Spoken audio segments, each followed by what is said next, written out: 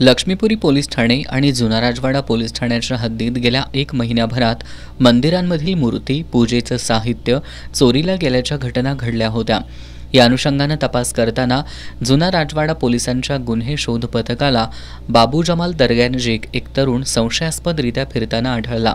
पोलिसांनी त्याला ताब्यात घेऊन चौकशी केली असता त्यानं जुना राजवाडा पोलीस ठाण्याच्या हद्दीतील कपिलतीर्थ मार्केटमधील महादेव मंदिर, बाबू जमाल दर्गा परिसरातील दत्त मंदिर, रंकाळ तलाव परिसरातील गणेश मंदिर, लक्ष्मीपुरी पोलीस ठाण्याच्या हद्दीतील संधेश्वर मंदिर या मंदिरात चोरी केल्याची कबुली दिली आहे। आझाद नूर महम्मद अन्सारी असं त्याचं नाव असून तो मूळचा बिहारचा आहे। तो कोल्हापुरात रस्त्याच्या कामासाठी मजूर म्हणून काम करण्यासाठी आला होता।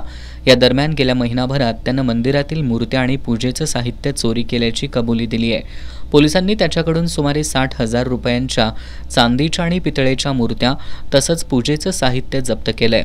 पोलीस निरीक्षक संजीव कुमार झाडे यांच्या मार्गदर्शनाखाली पोलीस उपनिरीक्षक SM गळवे, पोलीस हवालदार परशुराम गुजरे, सागर डोंगरे, प्रशांत घोलप, सतीश बाबरे, गजानन गुरव, अमर पाटील, प्रशांत पांडव, मंगेश गवळी, नामदेव पाटील, ज्ञानेश्वर राऊत, दिलीप कुंभार, संदीप माने, योगेश गोसावी, गौरव शिंदे यांनी संशयिताला ताब्यात घेत 4 गुन्हे उघडकीस आणलेत।